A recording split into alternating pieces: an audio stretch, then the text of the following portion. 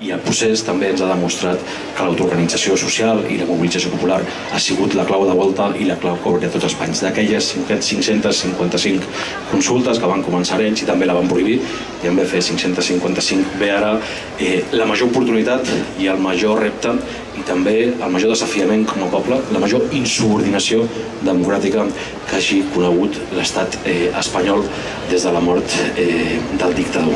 Avui és hora de dir ben alt i dir-ho també a nosaltres mateixos en primera instància, a la resta de pobles de l'estat espanyol i del sud d'Europa i al món sencer, que ja no reconeixem cap mena d'autoritat política, jurídica, legal o moral de l'estat espanyol sobre la nostra llibertat. Que no hi ha democràcia sense sobirania i que no hi ha democràcia sense justícia. Els hi diem ben alt que no pensem demanar permís per ser lliures ni els hi pensem demanar perdó per ser-ho. S'ha acabat el temps de la imposició, el temps de la prohibició, el temps de la mordassa, el temps del silenci.